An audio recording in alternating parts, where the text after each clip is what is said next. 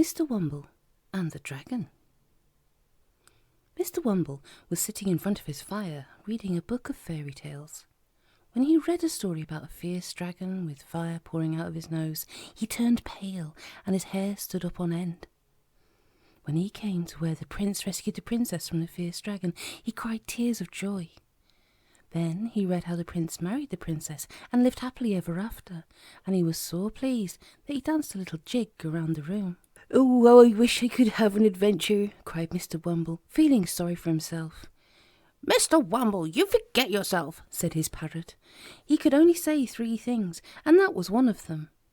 Mrs. Wumble had taught him to say them so that when she was away, the parrot could remind Mr. Wumble to behave himself. Mr. Wumble threw his spectacle case at the parrot, but missed him, and it crashed into a vase that broke into more than 100 pieces. "Mr. Wumble, I'm surprised at you," the parrot said. That was the second thing it could say. Mr. Wumble stared at the broken glass in dismay. He didn't dare to think that Mrs. Wumble would say to him when she came home. "I'm going out," said Mr. Wumble, making up his mind very quickly. "I'm going to have an adventure." "Have you got your handkerchief, your hat, your umbrella, your cough lozenges, and your scarf?" said the parrot. That was the third thing Mrs. Wumble had taught him to say, because Mr. Wumble had a bad habit of going out without putting on his hat and scarf, and coming back with a bad cold. "Oh, be quiet, you stupid, silly, ridiculous bird," Mr. Wumble said fiercely, putting on his hat. "Mr. Wumble, you forget yourself," said the parrot in a very haughty tone. Mr. Wumble found his handkerchief, his hat, his umbrella, and his cough lozenges, and then he tied his scarf around his neck. "You can tell Mrs. Wumble I'm going out to look for an adventure," he said to the parrot. "I'm tired of sitting at home, being poor, good-for-nothing Mr. Wumble. I'm going out to rescue princesses and fight fierce dragons." "Mr. Wumble, I'm surprised at you," said the parrot. Then Mr. Wumble walked out the front door. He went out into the fields, looking for adventure as hard as he could. He looked in the hedges and in the ditches, but nothing happened at all, except that his umbrella got caught in a hedge and he slipped into a ditch up to his knees. "This is not a good day for an adventure," Mr. Wumble said to himself sadly. Just at that very moment, he caught sight of an aeroplane swooping down towards him. It looked exactly as if it was going to land on him. Mr. Wumble turned and ran for his life, but he tripped over a stone and fell flat on his face. Bumpty-bump, bump, bump. The aeroplane landed just beside Mr. Wumble, and someone jumped out and ran over to him. "Have you hurt yourself?" asked the aeroplane man. "Of course I have," Mr. Wumble said crossly. "What do you want to go chasing me like that for?" Mr. Wumble stood up and looked haughtily down at the aeroplane man, who was very small, with a very long nose. Mr. Wumble wasn't a big man, and he felt quite pleased to be talking to someone smaller than himself for a change. "I wasn't chasing you," the aeroplane man said humbly. "I was just going to ask you for some help." "Well, I'm rather busy at the moment," said Mr. Wumble, trying to sound important. "Busy looking for a princess to rescue or a dragon to fight, actually." "How marvellous," said the aeroplane man. "I was trying to find my way to Fairyland to find a prince. There's a wretched dragon worrying the Princess of Silver River, and she sent me to find someone to rescue her. But now you can do it instead." "Jumping weasels," said Mr. Wumble, who often said strange things when he was surprised. Here was his adventure all right, but now he found he felt a little afraid. "Well, is it a big dragon?" asked Mr. Wumble nervously. "Enormous," said the aeroplane man. "Hop in and I'll take you to the princess. She'll tell you the whole story." Now, Mr. Wumble didn't mind going to Fairyland, but he certainly wasn't going to fight an enormous dragon. In fact, he thought that Mrs. Wumble would be better at it than he would. Still, he didn't like to seem a coward, so he said nothing more and soon found himself flying high over the town where he lived, on his way to meet the Princess of Silver River. "But at least I'm going on an adventure," he said to himself. "Just wait until I tell Mrs. Wumble about this." "Mr. Wumble, I'm surprised at you," said a voice just by his ear. Mr. Wumble was so astonished that he nearly fell out of the aeroplane. He turned to see who had spoken, and there was his parrot, sitting on the wing of the aeroplane, scratching its head with one of its feet. Mr. Wumble looked at the parrot in dismay. "Oh, go away, you interfering, interrupting, inconvenient bird," he said. He gave the parrot a push, and it went over the side of the aeroplane. Mr. Wumble leaned over to look where it went, and forgot to hold on to his hat, which flew away behind him. "Drat that niggledy annoying bird," he said. "It's made me lose my hat." "Mr. Wumble, you forget yourself," said a voice behind him. Mr. Wumble gave such a jump that the aeroplane wobbled from side to side. He looked round and saw the parrot was back again, and what's more, it held his hat in its feet. "Snorting pigs!" cried Mr. Wumble. "There's my hat." He took his hat from the parrot and put it on again, just in time for the plane to land. "Here we are," said the aeroplane man. The aeroplane was going downwards in circles, and when Mr. Wumble looked out, he could see a large and glittering palace just beneath them. "Bouncing bunnies!" exclaimed Mr. Wumble in great excitement. "A real-life palace!" "Mr. Wumble, you forget yourself," said the parrot. But Mr. Wumble didn't hear. He was far too busy feeling excited. Just think, he might soon be seeing a princess. The aeroplane glided down onto the grass in front of the palace and came to a standstill. The little man climbed out and helped Mr. Wumble down. The parrot flew onto his shoulder and wouldn't get off. Mr. Wumble picked up his umbrella and felt about to make sure he had a clean handkerchief handy. "Now I'm ready to see the princess," he said. The little man led him up some steps, and they came into a large, high room where a beautiful princess lay reading on a couch. She came to meet them and shook hands with Mr. Wumble. He forgot whether he ought to bow or to curtsy, so he did both. "And who's this?" asked the princess, smiling so sweetly that Mr. Wumble couldn't take his eyes off her. "This is the person I've brought along to kill the dragon," explained the aeroplane man. He'd taken off his baggy clothes now, and Mr. Wumble saw that he was really a little gnome with a very long pointed nose. "I see," said the princess, smiling again. She looked so sweet that Mr. Wumble decided he wouldn't tell her just yet that he wasn't going to go near any dragon, big or small. "What's your name?" asked the princess. "Wumble, your highness. Mr. Wumble," said Mr. Wumble. "I'm very happy to meet you." "When would you like to go out and kill the dragon?" the princess asked sweetly. "Before tea or after tea?" After, I think," said Mr. Wumble. "Mr. Wumble, I'm surprised at you," the parrot said loudly. Mr. Wumble went very red, for he knew he told a story and was afraid that the princess would find him out. "What a darling, quaint bird," said the princess, and she actually stroked the parrot's feathers. "I can't bear the bird myself," said Mr. Wumble. "Mr. Wumble, you forget yourself," said the parrot, putting up the crest on his head very angrily. "Oh, the pet," cried the princess. "Did you hear what it said?" "I'm always hearing what it says," answered Mr. Wumble. "Here's tea," said the princess. "I hope you're hungry. Come and sit down beside me." Mr. Wumble didn't know whether to be glad or sorry that tea had come. He wanted to eat some of the cakes that were in front of him, but he didn't like to think about the dragon he was supposed to go out and kill directly afterwards. The aeroplane man came over and sat down to share the delicious tea with Mr. Wumble and the princess. There were 6 different kinds of cream cake, 2 sorts of jam, and strawberry ice cream to finish up with. Mr. Wumble didn't feel in the least like killing dragons when he'd finished. "And now, what about the dragon?" the princess asked the aeroplane man.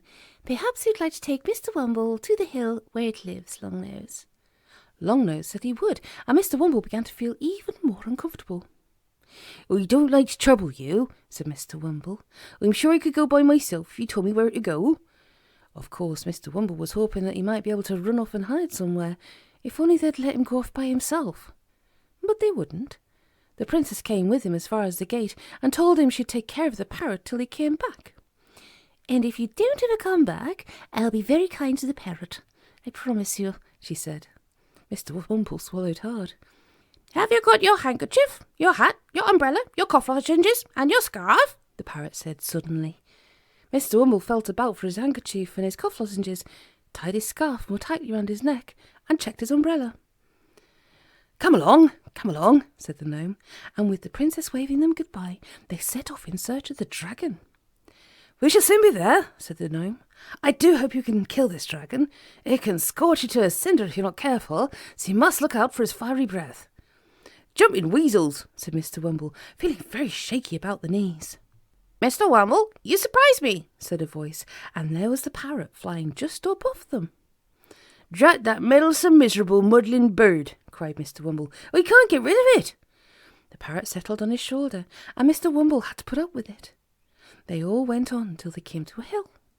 "There you are," said the gnome, pointing to a column of smoke that rose in the air halfway up. "That's the dragon's breath. Come back to the palace when you've killed it." Longnose ran down the hill and left Mr. Wumble and the parrot alone. Mr. Wumble turned very pale and thought he could run down the hill too. Then he thought of the princess's smile, and suddenly he made up his mind to go and take a look at the dragon.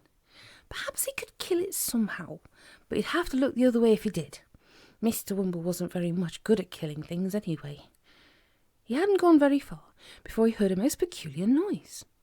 It was rather like a horse's cough, but about 12 times louder. Mr. Wumble stopped and listened. The noise kept on and on and on. "It sounds like a very, very bad cough," thought Mr. Wumble. "I wonder who it is." He went on cautiously, peering around every tree to see if it was safe to go on. The noise grew louder and louder, and then he saw smoke rising above the trees. "Snorting pigs," said Mr. Wumble in a whisper. Mr. Wumble, you forget yourself, said the parrot. Mr. Wumble shook his fist at the parrot and then took a look around the tree he was hiding behind. He saw a most amazing sight. There was a big fire in the middle of a clearing, and crouched over it was a miserable-looking dragon.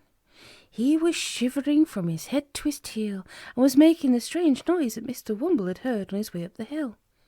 It was a cough, a very bad cough. Mr. Wumble felt quite sorry for him. He looked at the dragon's nose. There was no smoke coming from it, only the smouldering fire sent a blue column above the trees. Mr. Wumble heaved a sigh of relief. The dragon didn't really look so terrible after all. Coughed the dragon. Mr. Wumble suddenly did a very strange thing. He stepped forward, held out his box of cough lozenges, and offered them to the dragon. "Please take one," Mr. Wumble said politely.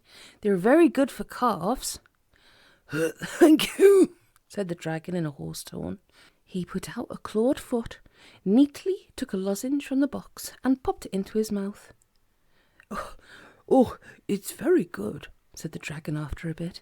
"I shall be sorry to eat you after your kindness." Mr. Wumble sat down suddenly. He'd been so interested in the dragon's cough that he'd quite forgotten about being eaten. He felt very much upset. "That's a nice way to repay me for my kindness," he said. "I came here to kill you, but instead I gave you a cough lozenge." "So you did," said the dragon generously. "Well, I won't eat you as long as you give me all the rest of your cough lozenges." "Well, I want some for myself," said Mr. Wumble. "I get a nasty little cough in the mornings, you know." "Give me half, then," said the dragon. "Go on, or I'll eat you up." "You be quiet," said Mr. Wumble, jumping to his feet and lunging at the dragon with his umbrella. The dragon gave a yell and leapt out of the way. Mr. Wumble, I'm surprised at you, said the parrot, which made the dragon look around in astonishment. "How does that parrot know my name?" he asked. "Your name? Whatever do you mean?" asked Mr. Wumble in surprise. "My name's Wumble," answered the dragon. "Wumble the dragon. And I'm sure I heard your parrot say, 'Mr. Wumble, I am surprised at you.'" "Well, if that isn't a funny thing," cried Mr. Wumble. "My name's Wumble too. Mr. Wumble. We must be cousins or something. I can't possibly kill you now." "Nor can I eat you," said the dragon. "Let's sit down and have a talk instead." So Mr. Wumble and the dragon sat down by the fire and talked. They told each other all their troubles and got on very well indeed. The dragon told Mr. Wumble that he was very absent-minded, and because he was always going out without his hat and scarf, he got dreadful colds. Mr. Wumble said that he was just the same. "But at least your parrot reminds you not to be forgetful," said the dragon. "And so does Mrs. Wumble," said Mr. Wumble.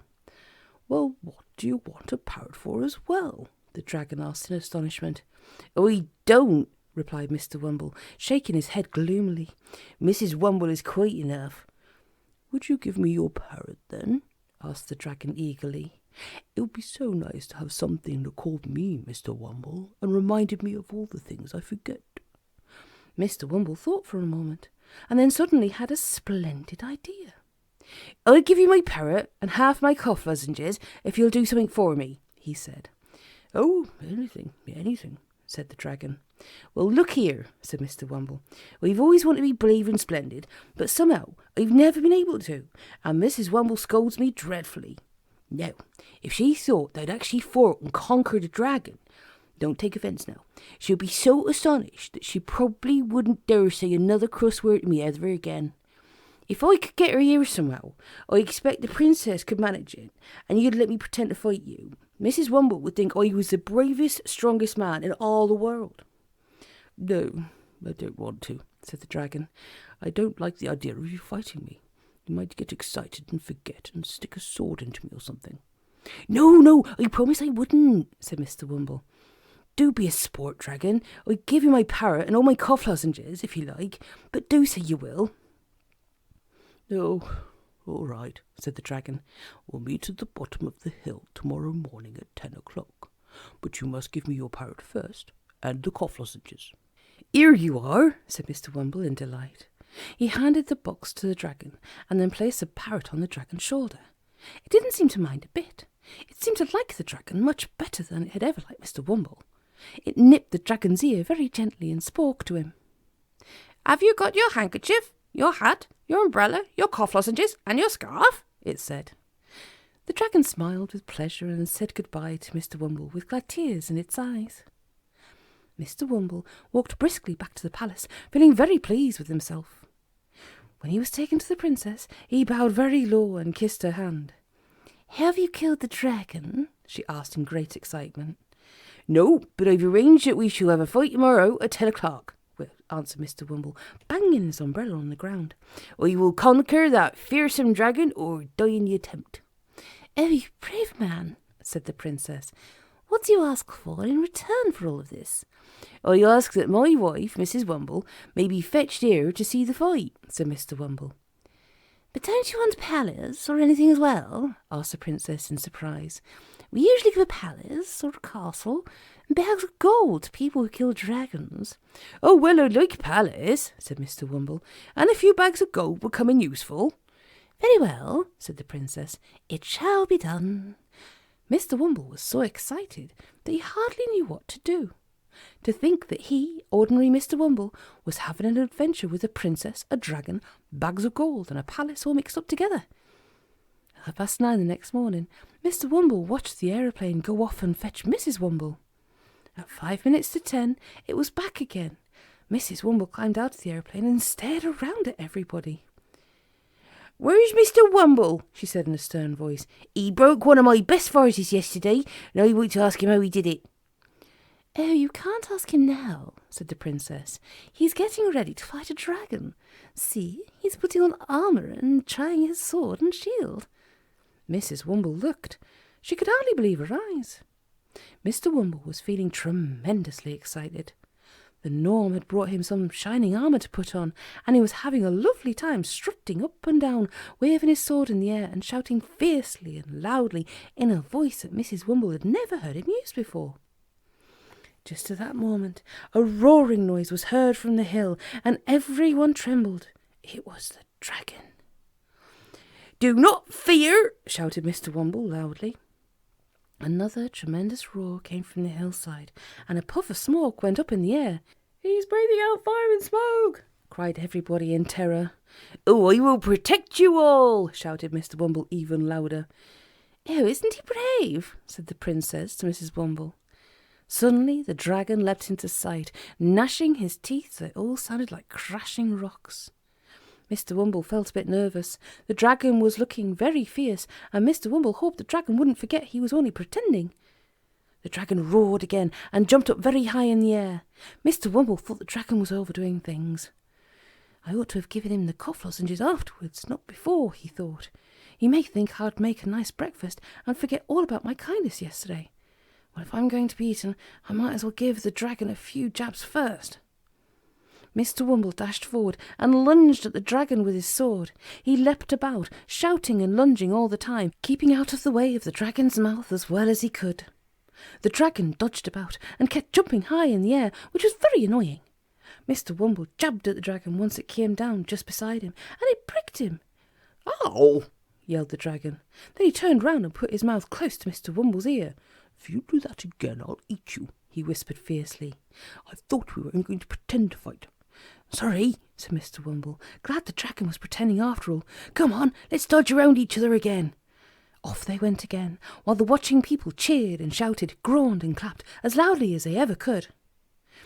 Mr. Wumble danced around and round the dragon, waving his sword merrily, and thoroughly enjoying himself. The dragon lashed about and roared fiercely, but neither of them hurt each other at all. Then suddenly, the dragon knocked Mr. Wumble flat on the ground with his tail by mistake. If you do that again, I'll jab my sword into your tail hard, Mr. Wumble said fiercely, getting to his feet. Very sorry, said the dragon. Let's finish now, shall we? I feel as if I want to go and take another of those cough lozenges. Come on, then, said Mr. Wumble, and he shouted so loudly that the dragon jumped. They pretended to go for each other more fiercely than ever, and at last the dragon rolled over with a dreadful groan and lay stretched out on the ground. Go, fearful beast, before I kill you, shouted Mr. Wumble, loud enough for everyone to hear. Go back to your home, far, far away, and never come to this land again.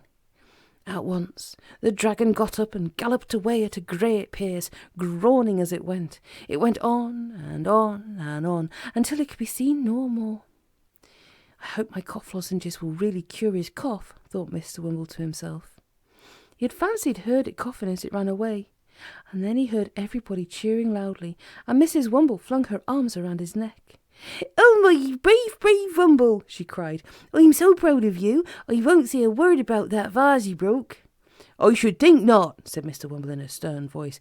I hope you'll never dare grumble at me for a stupid thing like that, Mrs. Wumble, when I've been busy killing the dragon. He went back to the princess, and she kissed him lightly on both cheeks, and they all went to the palace for a grand feast. Mr. Wumble sat with Mrs. Wumble and the princess at the head of the table, and was very happy. He kept his armour on because he felt so smart in it, but it was very difficult to get his handkerchief out, so he had to take it off after a bit. And now, about your palace, said the princess. When would you like it? Mrs. Wumble's eyes nearly fell out of her head. Oh, any time, said Mr. Wumble in a sort of don't-care voice. Oh, Mr. Wumble, do let's have it now, begged Mrs. Wumble. Oh, very well, I'll have it now, said Mr. Wumble, and a few bags of gold, your highness, if it's all the same to you. The princess turned to her butler. See that everything's ready for Mr. Wumble as soon as you can, she said. The butler bowed and went out. After the meal was over, Mr. and Mrs. Wumble were taken to see their palace. It stood on the hill where the dragon had been, and was very grand indeed. Mr. Wumble was delighted. He said goodbye to the princess, and then, taking Mrs. Wumble's hand, he led her into the palace. Oh, you brave, brave man, said Mrs. Wumble again, and kissed him on his nose. Mr. Wumble smiled all over his face. He was the happiest man in the world, and there was only one thing he wished. He would very much have liked to have had the dragon for a pet. He was a nice, sensible beast, thought Mr. Wumble, but still, it would never have done. I only hope he's happy where he is, and has got rid of that nasty cough. As for the parrot, good riddance to bad rubbish, I say. Then Mr. and Mrs. Wumble settled down in their new palace, and you'll be glad to know that, even though they were not a prince and princess, they lived happily ever after.